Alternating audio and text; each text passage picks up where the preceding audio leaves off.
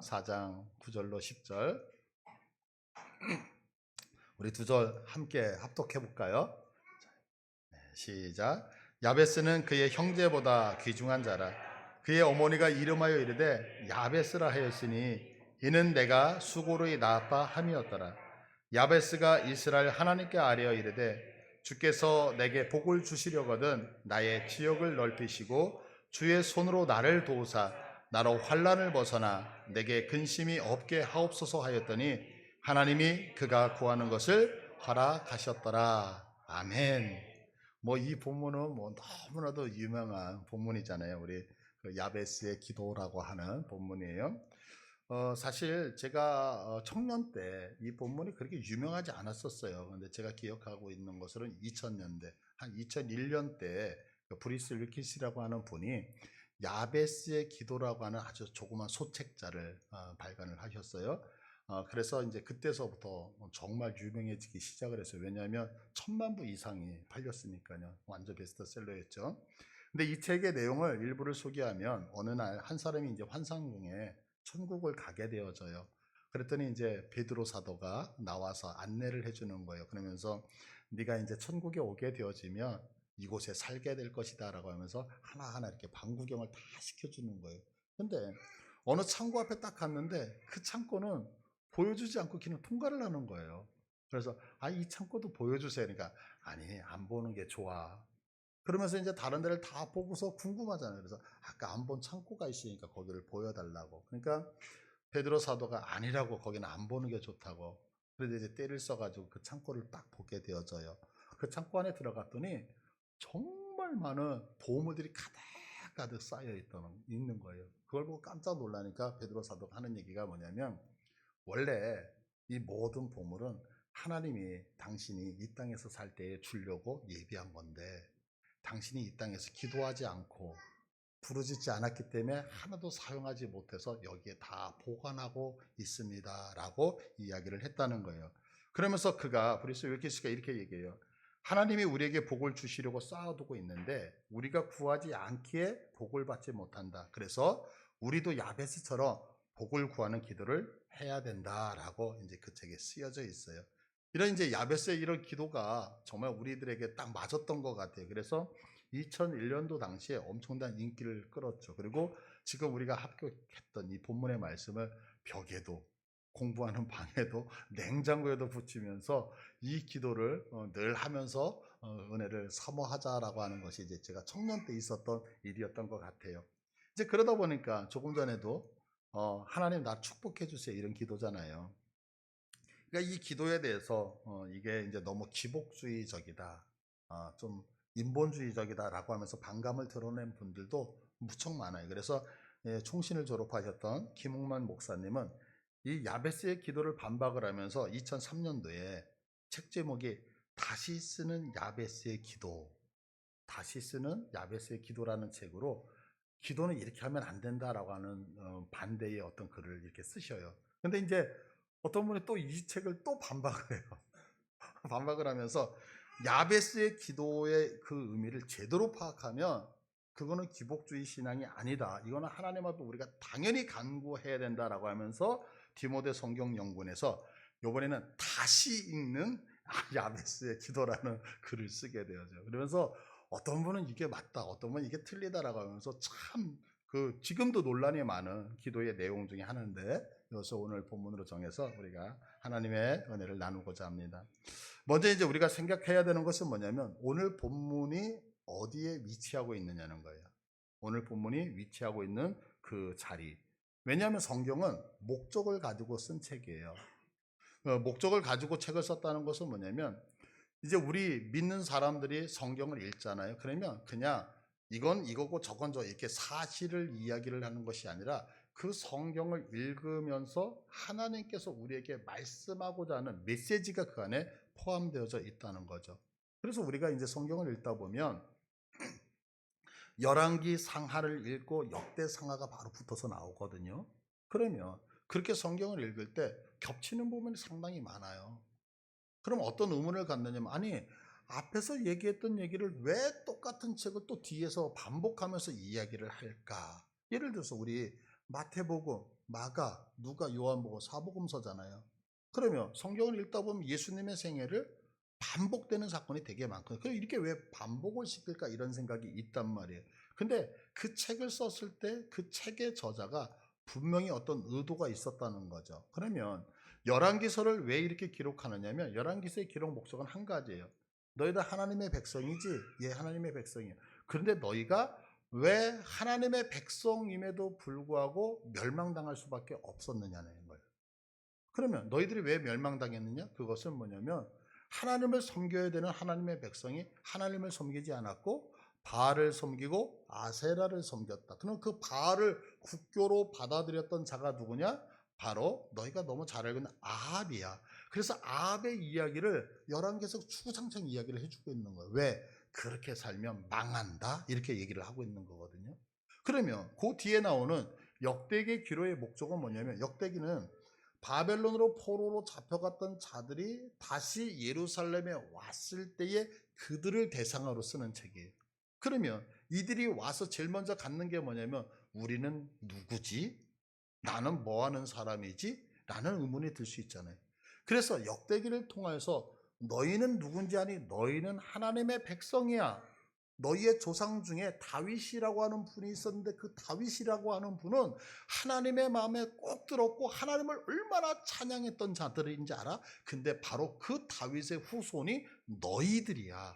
때문에 너희들은 그렇게 하나님을 찬양해야 된다라고 하면서 정체성에 대한 이야기를 해주는 목적이 역대기에 있다는 거죠. 그러니까 이처럼 성경은 그냥 기록된 것이 아니고 목적을 따라 우리에게 무언가를 전하고 싶어서 기록된 책이라고 하는 거예요. 때문에 오늘 본문이, 오늘 이 야베스의 기도라고 하는 이 본문이 지금 어디에 위치해 있느냐라고 하는 것은 너무나도 중요하단 말이에요. 자, 그러면 야베스의 기도라는 본문이 지금 어디에 위치해 있느냐는 거죠. 제가 지금 방금 말씀드렸지만 역대상은 이스라엘 정체성이 무엇이냐를 알려주는 거예요. 자, 그러면 내가 누구냐? 네 조상은 다윗이야. 네가 누구냐? 네 조상은 모세야. 너는 누구냐? 네 조상은 아브라함이야. 네 조상은 저기 아담이야. 근데 이 역사를 너무 길잖아요. 다 설명해 줄 수 없잖아요. 한계가 있죠. 그러니까 그 수많은 역사 중에서 위대했던 분들 이름만 쫙 뽑아가지고 족보라고 하는 것으로 쫙 연결을 시켜놨다고요. 그래서 우리가 역대기를 보면 역대기 상은 1장서부터 9장까지가 다 뭐냐 족보로만 되어져 있어요. 족보로. 여러분들 여기 다 읽으셨죠? 어떤 목사님이 그러더라고요. 내가 하나님 앞에서 얼마나 인내가 있는지를 테스트할 수 있는 방법은 역대기상 1장서부터 9장까지 읽는 거라고. 약 500여 명의 이름이 나오는데 그 500번을 건너뛰지 않고 다 읽는 분은 신실하신 분이래요. 그 정도로 양이 되게 많고 이거 무슨 내용인도 모르고 이름만 나오잖아요. 정말 읽기 힘든 그런 거죠. 그런데 사실 그것이 뭐냐면 정체성을 보여주고 있는 거예요. 그래서 이 족보 1장에는 아담으로 시작해서 아브라함 그리고 이스라엘이라고 하는 야곱까지의 족보를 쭉 설명을 하고 있어요. 그리고 2장에서는 이스라엘의 족보이 이 야곱의 족보를 다루면서 그 족보 중에 누구를? 야곱의 12아들이 있잖아요. 그 12아들 중에서 유다 지파를 얘기를 하는 거예요.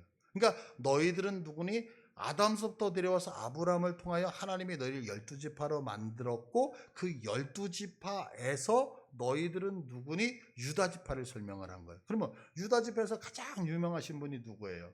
하나님을 찬양했던 다윗이잖아요. 그래서 3장에 그 유다 지파 중에서 다윗 가문을 이야기를 하면서 바벨론으로 포로로 끌려갔던 왕들의 이야기 그리고 다시 포로 귀환을 했던 수룹바벨 이야기를 족보에서 쭉 기록을 3장까지 해주고 있어요. 그리고 이제 4장에 와서는 뭐냐면 이제 이 다윗에 의하여 다윗 왕국이 만들어지는데 다윗 왕국은 다윗이 만드는 게 아니라 이스라엘에 하나님의 언약이 있는 12지파에 의해서 이 다윗 왕국이 만들어진단다. 그런데 그 다윗 왕국 그 다윗 왕국을 만드는 이스라엘 12지파에서 가장 중요한 지파가 누구일까요? 유다 지파죠. 그래서 첫 번째 유다 지파를 4장에서 얘기를 하는 거예요. 그렇게 유다 지파를 4장에서 이야기하고 있는 가운데 누가 있느냐면 오늘 본문인 야베스의 이야기가 들어간단 말이에요. 그러니까 오늘 본문을 그냥 한마디로 요약을 하면 이거죠. 본문은 다시 바벨론으로 끌려갔다가 포로로 돌아온 사람들이 다시 세울 다윗 왕국을 언급하면서 이렇게 세워야 된단다라고 하는 그 다윗 왕국을 세우는 그 장면 안에 지금 이 본문이 들어가고 있다는 거예요. 근데 지금 다윗 왕궁이 다시 세워질 이 장소에 지금 포로로 잡혀갔던 자들이 와봤어요. 와봤는데 문제가 뭐냐면 지금 현실이 어떠냐라고 하는 거죠. 그 현실을 느헤미야 2장 3절에 이렇게 말씀하고 있어요. 왕께 대답하되 왕은 만세 수하옵소서. 내 조상들의 묘실이 있는 성읍이 이제까지 황폐하고 성문이 불탔사오니. 그러니까 BC 586년도에 망했던 그 이스라엘 성이 완전히 황폐한 거예요. 그러면 여러분들 생각해 보세요. 지금 돌무더기가 다 무너졌어요. 사람은, 똑똑한 사람 다 끌려갔어요. 관리하는 사람 하나도 없어요. 잡초가 엄청 무성할 거 아니에요. 그죠? 그리고 70년 동안 비어 있는 거예요. 그러면 그 느낌, 그 폐허가 되어져 있는 그 성읍의 느낌이 있으시죠? 그리고 이들에게는 지금 꿈이 있잖아요. 아, 옛날에 우리가 하나님을 찬양했던 솔로몬 성전. 근데 지금 솔로몬 성전이 남아있어요? 없어요? 하나도 없어요. 예루살렘 성문에 가니까 예루살렘 성전은 다 불타서 없어지고 폐폐한 그런 모습을 보고 있는 거죠. 그러면 이들의 마음속에 어떤 생각이 들까요? 지금 이들이 예루살렘을 향해서 올 때에 나름대로 꿈이 있었을 거 아니에요. 지금 고레스가 칙령을 해서 다 너희들 고향으로 가고 싶은 사람. 그러면 70년 동안 내가 생활을 하면서 1세대, 2세대가 지나가면서 나름대로 집도 준비했을 거고 생활 터전도 다 있는데 내가 고향 땅으로 돌아간다는 것은 이것을 다 버리고 가야 되는 거거든요. 그러면 이들이 그냥 왔겠느냐? 아니죠. 한 가지 때문인 거죠. 그건 뭐냐면 옛날 옛적에 다윗이 솔로몬이 세웠던 그 아름다웠던 성전들을 생각하면서 내가 하나님의 백성으로 이 나라에 대해서 뭔가를 해봐야 되겠다라고 하는 어떤 비전과 꿈이 있었기 때문에 바벨론에서 돌아오지 않았겠느냐고요. 그런데 이런 큰 꿈을 가지고 돌아왔는데 막상 와보니까 어때요? 성문은 다 불에 타 있는 거예요. 성벽과 성전은 전부 폐허가 되어져서 내가 어디 잠자리 하나를 구하려고 해도 잠잘 수 있는 곳이 하나도 없다라고 하는 거예요. 그러니까 그것을 보면서 아, 예루살렘은 소망이 없구나. 내가 이 땅에 왜 왔지라고 하면서 낭망할 수밖에 없는 그런 상황. 우리 식으로 이야기를 하면 내가 이제는 예수님을 잘 믿어서 이제 그분의 이름을 높여드리면서 살아야지라고 하는 꿈을 가지고 우리 양해문 교회에 딱 들어왔는데 교회는 막 싸움을 하고 있어요. 성도들은 완전히 사랑이 하나도 없고 자기밖에 몰라요. 그러면 우리들 안에 드는 생각이 뭐냐면 내가 주를 위해서 살고 싶어서 내가 믿음의 생활을 하고 싶어서 들어왔는데 이게 뭐지? 내가 여기 왜 왔지? 라는 낭만과 실망에 교차하는 그 입장. 근데 이때에 바로 야베스의 기도가 자리를 잡고 있다라고 하는 거죠. 그러니까 지금 이 야베스의 기도가 이러한 자리에 있다는 것은 우리가 무너진 나의 신앙을 복구하고 하나님의 언약을 세워 나가려고 하지만 어디서부터 손을 대야 될지 몰라 막막할 때 무엇하라는 거예요? 바로 야베스의 기도와 같이 너희들 기도해야 된다라고 하는 것을 말씀하고 있다는 것을 우리가 알 수 있다는 거예요. 자, 그러면 이제 본문을 조금 더 살펴보자고요. 오늘 본문 4장 9절로 가자고요. 4장 9절에 가면 자, 우리 다 같이 읽게 시작. 야베스는 그의 형제보다 귀중한 자라. 그의 어머니가 이름하여 이르되 야베스라 하였으니 이는 내가 수고를 낳았다 함이더라. 이제 야베스에 대해서 정보 세 가지를 알려주고 있어요. 첫 번째 정보는 뭐냐? 야베스는 형제보다 존귀했다. 두 번째는 야베스라고 하는 이름은 누가 지어주었다? 그의 엄마가 지어줬다. 그리고 세 번째는 그 야베스라고 하는 이름의 뜻은 수고로이 낳았다라고 하는 것을 알려주고 있어요. 그러면 야베스가 왜 존귀했느냐? 이유를 몰라요. 왜? 성경이 야베스가 왜 존귀했는지에 대해서는 말씀을 안 해요. 자료를 찾아보니까 2장에 야베스라고 하는 지명이 나오거든요. 그러니까 지명이 나온다는 것은 아마 그 지명을 일구고 성을 만들었던 사람이 야베스가 아닐까. 그러니까 어떤 뛰어난 족장이었을 것 같아요. 야베스가. 그러나 그가 왜 형제들보다 존귀한 자였는지 성경은 설명은 안 해요. 그러니까 우리는 잘 몰라. 이유는 몰라. 그러나 분명한 것은 그가 존귀한 자였다는 것은 사실이었죠. 그런데 그 이름을 지었는데 누가 지었어요? 엄마가. 근데 이 어머니가 이름을 지을 때 수고로이 낳았기 때문에 야베스 이렇게 지었는데, 여기서 수고롭다라고 하는 얘기가 뭐냐면 엄청 힘들었다, 고통스러웠다 이거예요. 그러니까 이 이름을, 아기를 낳으면서 엄청 힘들었어. 그래서 내 애 이름을 뭐라고 하면 고통, 야베스 이렇게 지었다는 거예요. 그래서 학자들이 이 부분에 대해서 세 가지를 생각하는 거예요. 아니, 어떤 엄마가 자기의 아이를 낳는데 어우, 달덩이, 축복덩이, 복덩이 뭐 이렇게 짓지를 않고 왼수, 고통. 그러면 여기에는 분명 이유가 있지 않았겠느냐. 뭐냐, 아기를 낳을 때 이 야베스 때문에 엄청나게 힘든 산고를 치르지 않았겠느냐, 이런 얘기를 해요. 난산이라는 거죠. 그러니까 예전에 보면, 저 어렸을 때도 보면 이렇게 집에서 아이를 낳고 그랬던 것 같아요. 그러면 그때는 아이를 낳다가 생명을 바꾸시는 분들도 있었잖아요. 그러니까 너무너무 힘든 거예요. 그러니까 엄마가 죽을 고생을 하고 낳고 나서 너 때문에 엄마 죽을 뻔했어. 너 고통, 야베스 이렇게 지었다라고 말씀하시는 분이 있는 거예요. 또 하나는 뭐냐면, 이 야베스라는 이름을 지금 누가 지어줬어요? 엄마가 지어줬잖아요. 그러니까 아이를 막 출산을 할 때에 아버지가 돌아가셨거나 아버지가 가출을 하셨거나, 그래서 엄마가 혼자 애를 낳는 거예요. 그래서 아기를 탁 낳자마자 그 아버지에 대한 미움 때문에 고통 이렇게 지었을 거다라고 생각을 하는 분도 있어요. 또 한 가지는 뭐냐면, 이 아이가 태어나면서 장애를 갖고 태어난 것이 아닐까.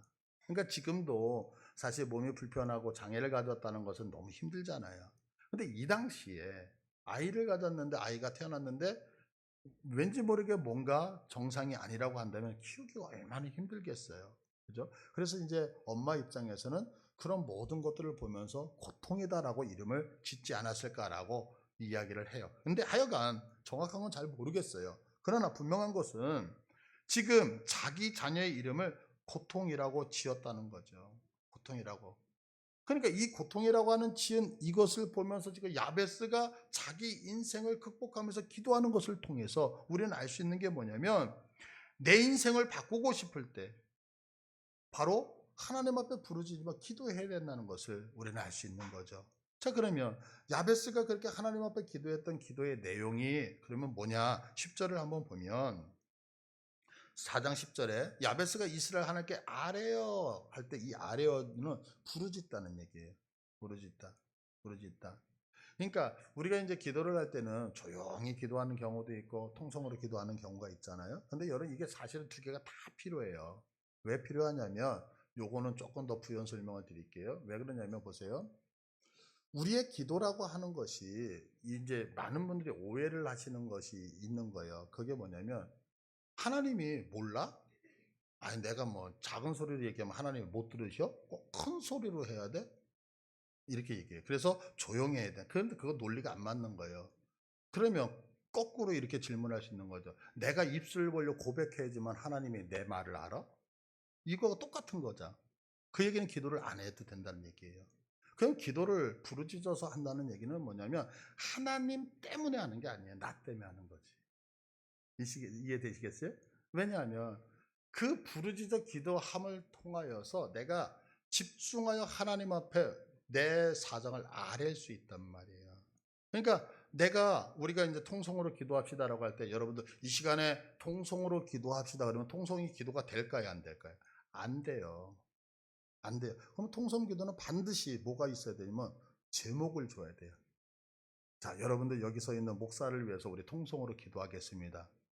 그러면 목적이 딱 있기 때문에 부르짖어도 집중할 수 있는 거예요.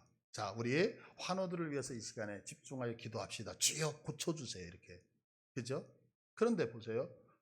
통성으로 기도하는데 내 인생의 모든 아버지요 나에게 오늘 은혜를 주시고, 아버지요 밥을 뭘 먹을까, 이게 불가능한 거예요. 그러면 그때는 하나하나 생각하면서 하는 기도는 묵상으로 들어갈 수밖에 없죠. 이해되시죠? 그러니까 여기서 부르짖었다는 것은 무엇을 얘기를 할 수 있느냐면, 야베스가 한 가지의 목적을 놓고 간절히 그걸 극복하고 있어 기도하고 싶었다라고 하는 것을 알 수가 있는 거예요. 그러니까 여러분들, 우리 삶에서 내가 해결해야 될 문제가 있으세요? 그러면 부르짖어 기도하시는 거예요. 주님 이거 도와주세요. 주님 이거 해결해 주세요라고. 그게 못난 것이, 그게 잘못된 것이 아니라, 왜냐하면 그것이 우리들의 모습이기 때문에 그렇다는 거죠. 자, 그러니까 우리가 무너진 신앙을 다시 세고 싶으세요? 그럼 여러분들 기도하셔야 돼요. 하나님의 언약을 내 삶 가운데서 이루기를 원하세요? 그럼 여러분들 기도하셔야 돼요. 내 인생이 힘겹고 어려우세요? 그럼 기도하셔야 돼요. 내 삶의 고통으로부터 내가 해방되기를 원한다? 그럼 여러분들 기도하셔야 된다고요. 그래서 이 기도를 통해서 내 모든 삶의 어려움과 하나님의 약속을 내 것으로 만드시는 은혜가 있기를 축복합니다. 예. 그런데 이제 이 기도했던 내용을 보면 이제 두 가지를 얘기를 하고 있어요. 첫 번째는 뭐냐면, 자, 여기 보시면 야베스가 이스라엘 하나님께 아뢰어 이르되 주께서 내게 복을 주시려거든 나의 지역을 넓히시고 주의 손으로 나를 도우사 나로 환난을 벗어나 내게 근심이 없게 하옵소서 하였더니 하나님이 그가 구하는 것을 허락하셨더라. 두 가지를 강구하고 있죠. 첫 번째는 뭐냐면 내가 복을 주시려거든. 내게 복을 주시려면 옛날에 게 조금 더 좋았던 것 같아요. 내게 복에 복을 더하사. 멋지지 않아요, 단어가? 예. 근데 이게 개역 개정으로 바뀌면서 내게 복을 주시려거든. 뭔가 이렇게 뉘앙스가 주려면 주고 말려면 이런 식인 것 같아요. 근데 옛날에는 내게 복에 복을 더하사. 정말 좋았던 것 같아요. 근데 그 복에 복을 더하사 어떻게 하시겠다요? 나의 지역을 넓히시고. 이게 첫 번째 게요. 내 지경. 두 번째는 주님의 손으로 나를 도와서, 주님의 장중에 나를 부여잡아서 나로 환난을 벗어나 내게 근심이 없게 해달라는 기도였어요. 근데 이 첫 번째 기도 한번 생각해야 돼요. 내게 복을 주시려거든 내게 복에 복을 더해서 나의 지역을 넓히세요라는 이 기도. 이거는 두 가지를 가정해서 생각할 수 있어요. 첫 번째는 뭐냐면 이스라엘 백성들이 지금 바벨론에 끌려가 있었거든요. 그들이 이스라엘로 돌아왔어요. 돌아왔는데 이들의 삶이 전부 다 이제 안정적으로 이제 그 불타있던 그 성문도 다시 재건을 하고 성벽도 재건을 해서 건축물도 세우고 내가 살 수 있는 집이 다 만들어진 거예요. 그래서 이제 안정적이 되어진 거예요. 만약에 이렇게 안정적이 되어졌을 때 이 기도를 하는 거예요. 뭐라고 기도해요? 하나님 내게 복을 주시려거든 나의 지역을 넓히시고. 그러면 이 기도는 어떤 기도가 되냐면 하나님 내가 지금 20평 되는 아파트에 살고 있는데 하나님 내게 복을 더 주셔서 내가 30평, 40평, 50평의 아파트로 갈 수 있게 도와주세요. 이 기도죠. 하나님 내가 지금 지갑에 보니까 1,000만 원이 있는데 하나님 내게 복을 잔뜩 주셔서 이 1,000만 원이 억이 되게 하시고. 우리 교회는 아멘도 안 해. 억이 되게 하시고 10억이 되게 하시고 100억이 되게 하시고. 이게 이제 지경을 넓혀달라고 하는 기도가 되어지는 거예요. 자, 제가 위에서 이 야베스의 기도가 논쟁이 되게 많았다 그랬잖아요. 왜 논쟁이 많냐? 바로 이 부분 때문에 그런 거예요. 이 브리스 윌킨슨이 얘기했던 부분이 바로 이렇게 해석을 한 거예요. 내가 지금 몇 평의 아파트를 살고 있었는데 거기서 머무르면 안 된다. 하나님 나에게 지경을 넓히셔서 더 큰 곳으로 갈 수 있게 해주세요. 아멘. 하나님 내가 돈이 이 정도밖에 없는데 하나님 축복하셔 더 큰 돈을 벌 수 있게 해주세요. 아멘. 이렇게 해야 된다 안 해야 된다? 해야 된다라고 그분이 야베스의 책에서 썼거든요. 자, 그러면 이제 이런 질문을 할 수 있죠. 목사님 그거 기복주의 신앙이잖아요. 그거 틀린 기도잖아요. 그렇게 기도하면 안 되잖아요. 라고 묻는다면 저는 이렇게 말씀드리고 싶어요. 아니요. 하셔야 돼요. 하셔야 돼요. 왜냐하면 보세요. 우리가 어린아이들을 키워보면 어린아이가 젖을 먹는 시기가 있어요. 근데 젖을 먹다가 아이가 자라면서 이유식을 먹고 이유식을 먹던 아이가 이제 밥을 먹으면서 어른이 되어져 있는 것처럼 신앙도 똑같아요. 신앙. 문제는 뭐냐면 내가 그 아이가 젖을 먹던 아이가 이유식을 먹고 밥을 먹는 것으로 성장하지 않고 어른이 되어져서 이제 할아버지가 됐음에도 불구하고 여전히 젖을 빨고 있다면 문제가 있는 거죠. 그게 문제죠. 그게 우리의 신앙이 자라지 않고 날마다 주세요 주세요 안 주면 삐져 주세요 주세요 이것만 한다면 이건 문제죠. 그러나 이런 과정을 거쳐서 성숙이 되는 거지 이런 과정 없이 자라지 않는다고요. 그러니까 여러분들 내게 물질이 없으세요? 하나님 물질 좀 허락해 주세요. 마음껏 기도하시기를 바라요. 하나님 내가 이 땅을 살아가면서 필요한 것이 있으세요? 여러분들 자신을 가지고 내가 이 정도 유치한 기도 유치하지 않아요, 여러분. 전혀 유치한 거 아니에요. 그리고 좀 유치하면 어때요? 유치해가지고 받으면 좋지. 그러니까 여러분이 필요한 거 있으면 마음껏 부르짖으세요. 마음껏 그냥 당당하게 하나님 이것도 주고 저것도 주고요. 저기 뭐 무슨 캐슬도 있대요, 못도 있대요. 막 주세요. 마음껏 하세요. 그래서 우리가 신앙이 성장하면 이제 그거보다 더 높은 차원의 기도를 할 수 있겠죠. 그냥 괜찮아요. 근데 이 기도를 바라본 또 하나의 방향이 있어요. 그게 뭐냐면 보세요. 포로로 끌려갔던 자들이 왔는데 정착을 아직 못했어. 왔는데 폐허가 되어져 있는 성벽, 불에 타 있는 성문을 보면서 내가 머리 둘면서 잠잘 장소조차도 없는 거야. 그러면서 이 기도를 하는 거예요. 하나님, 내게 복을 주시려면 나의 지역을 넓히시고 라고. 그러면 이때 기도는 기복주의적이고 어떤 자기 자신을 위한 기도가 아니라는 거죠. 왜 아닐까요?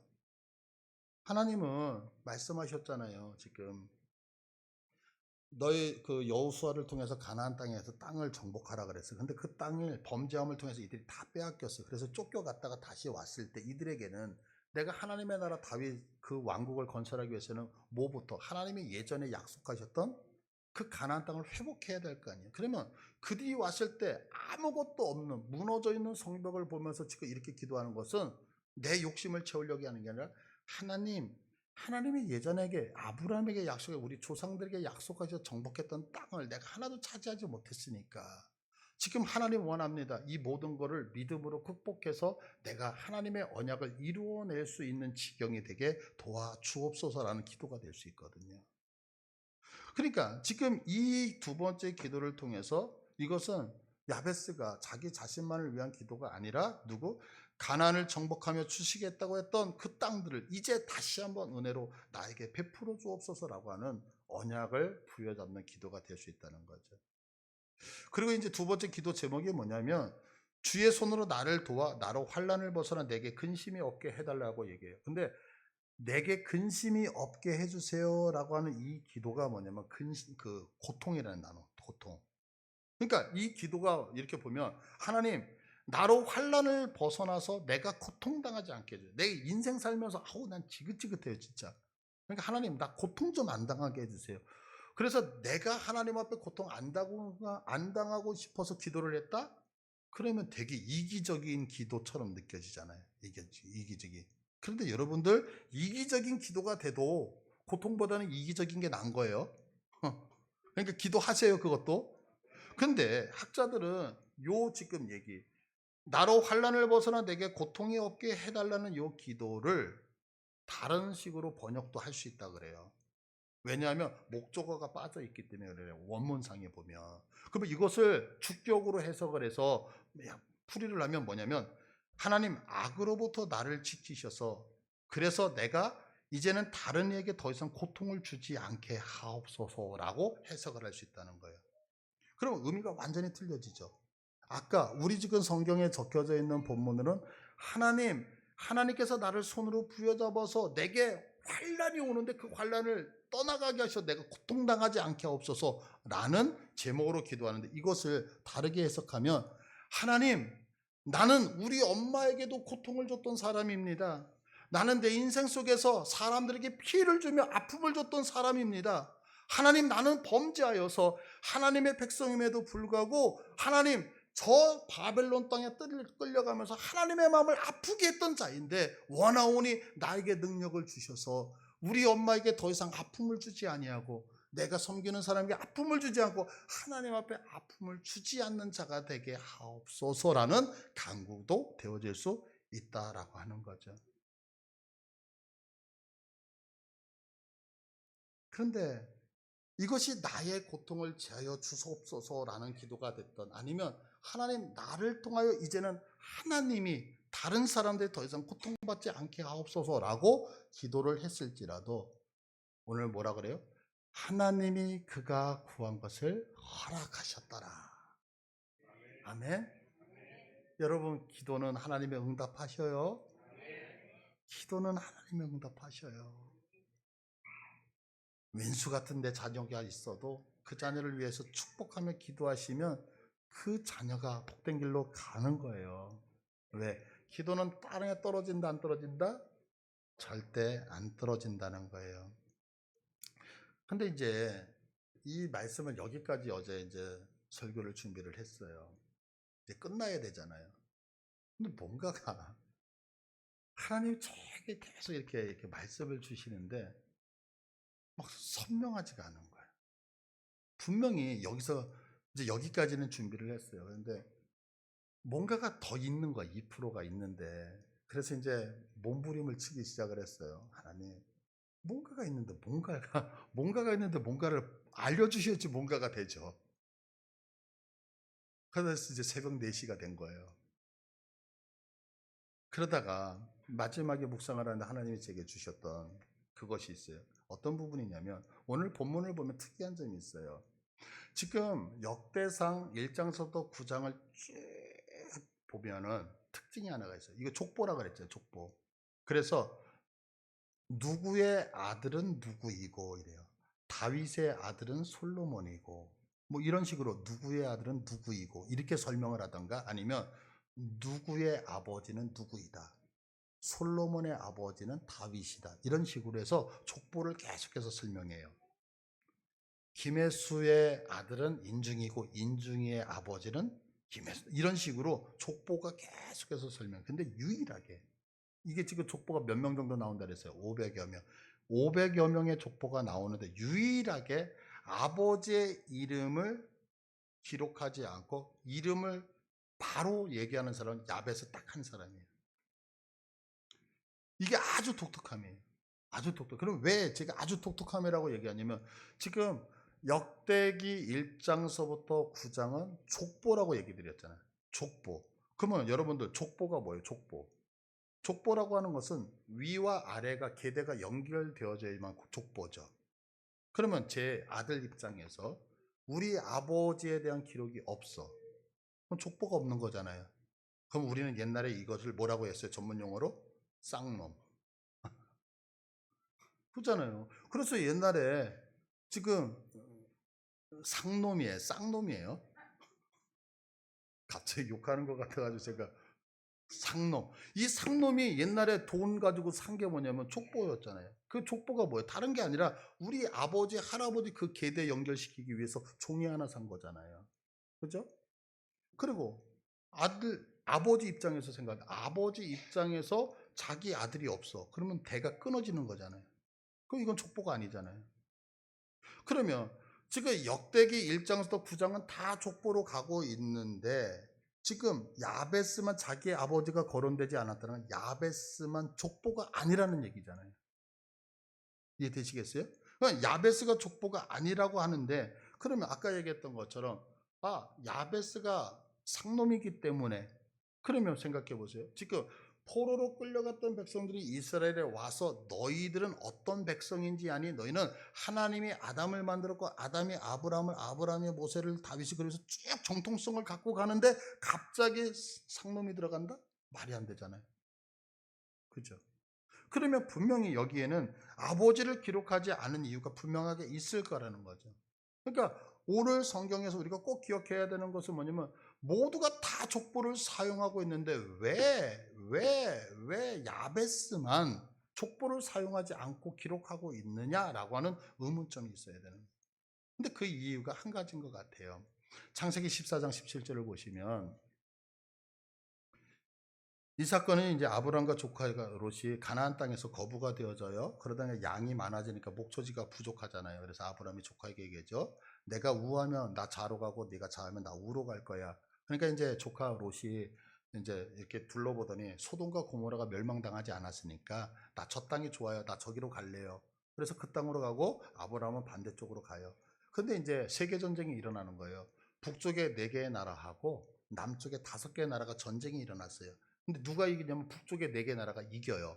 그래서 소알 땅에 머물고 있었던 롯을 잡아갖고 가는 거야. 이 소식을 들었던 아브라함이 자기 집에서 길렀던 군인 318명을 데리고서 쫓아가가지고 싸워서 이겨요. 이겨서 롯을 구출해갖고 올 때에 나오는 장면이 지금 이 본문이거든요. 근데 여기서 17절에 보시면 아브라함이 그돌라올과 그와 함께한 왕들을 파고 돌아올 때 소돔왕의 사회 골짜기 곧 왕국에 나와 그를 영접했고 살렘 왕 멜기세덱의 떡과 포도주를 가지고 나왔는데 그는 지극히 높으신 하나님의 제사장이었더라.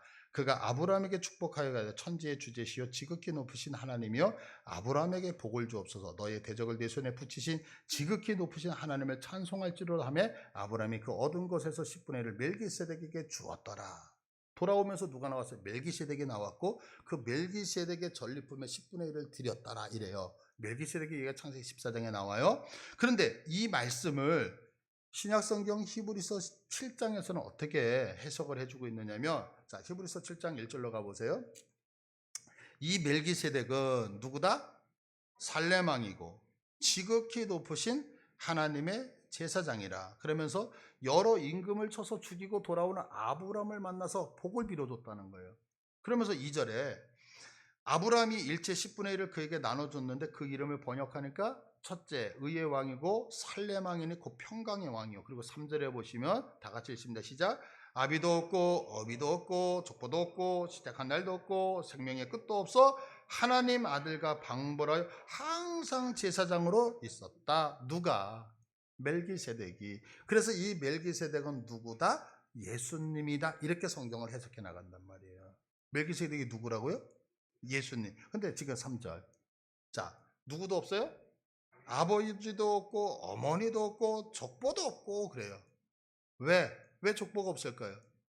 예수님은 하나님이시잖아요. 믿으시죠? 하나님은 시작과 끝이시죠. 그러니까 시작과 끝이기 때문에 하나님은 뭐가 없어요? 족보가 없다. 그럼 오늘 본문 다시 돌아오시면 지금 야베스는 무엇이 없다고 얘기했어요? 족보가 없어요. 족보가. 그러면 족보가 없이 기록된 이름. 그러면 이 야베스는 그냥 일상적인 야베스. 아까 창세기 14장을 봤을 때 멜기세덱 하나의 왕처럼 느껴졌지만 그분이 예수님이었던 것처럼 야베스는 일반 그냥 명사로 한 사람의 야베스일 수도 있겠지만 이것을 에스라가 썼을 때 에스라는 여기에 뭔가를 넣고 싶지 않았을까? 그럼 무엇을 넣고 싶었을까? 바로 신약에 오실 예수님을 예표함으로 이것을 넣지 않았을까라는 마음이 제게 있었던 거예요. 자, 그래서 이런 관점에서 이 야베스가 누구다? 예수님. 예수님. 그럼 예수님이라고 하는 관점에서 이 기도, 아까 야베스가 했던 기도를 다시 한번 보자고 10절. 야베스가 이스라엘 하나님께 아뢰되. 그런데 이 야베스, 예, 성경 좀 보여주세요. 10절이요, 4장 10절. 예. 야베스가 이스라엘 하나님께 아뢰어 이르되 부르짖었잖아요. 근데 이거를 야베스 대신에 예수님으로 바꾸면 예수님이 이스라엘 하나님께 부르짖어 아뢰되. 예수님이 기도를 하시는 거예요. 그러면 어떤 기도를 했느냐면 복을 주어 나의 지역을 넓혀달라고. 누가? 예수님이. 그러면 예수님이 내게 하나님 복을 주어서 나의 지경을 넓혀주세요라고 하는 것은 이제 모든 것을 잃고 가망이 없는 이스라엘 백성들에게 하나님의 언약을 성취해서 약속하신 당신의 백성들의 지경을 넓혀달라고 하는 기도가 되어지는 거죠. 두 번째로 하나님이 선택하여 다른 족속에 복을 주라고 택하셨던 이 하나님의 백성 이스라엘 때문에 하나님 고통당하지 않게 하옵소서. 무슨 얘기예요? 하나님이 우리를 선택하셨어요. 이거 믿으시죠?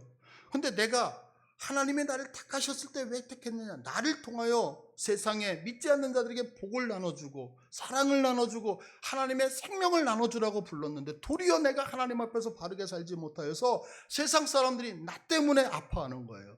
세상 사람이 나 때문에 괴로워하는 거예요. 나 때문에 고통을 당하는 거예요. 그래서 이 모습을 보는 주님이 나를 향해서 뭐라고 말씀하시냐면 하나님의 손으로 사랑하는 자들을 부여잡으시어서 저들이 세상의 사람들에게 아픔과 고통을 주는 자들이 아니라 더 이상 상처를 주는 자들이 아니라 사랑을 줄 수 있는 자들이 되게 해달라고 중보하는 기도의 모습이 되어질 수 있다는 거죠. 우리는 이 땅을 살아가면서 여전히 나밖에 모르고 자신만을 위해서 사는 자들이에요. 그럼에도 불구하고 내가 하나님의 백성으로서 하나님과의 언약을 누리면서 살아가는 은혜는 바로 날 위해 오늘도 충고해 주시는 하나님 때문입니다. 늘 하나님께 내가 책임져야 될 민족에게 고통만 드렸던 우리들이 이제는 고통이 아닌 사랑의 손을 나눌 수 있는 이유가 뭐냐면 바로 이 시간에도 나를 위해서 충고해 주시는 우리 예수님이 계시기 때문이라는 거죠. 그래서 저는 이 야베스의 기도는 바벨론에서 포로로 끌려와서 다윗 왕국을 세워야 함을 알지만 아무 능력이 없어요. 실력이 없어요. 그래서 실망하고 낙망하고 있는 하나님의 백성들을 향하여 충고해 주시는 주님의 기도가 아닐까라고 생각을 해요.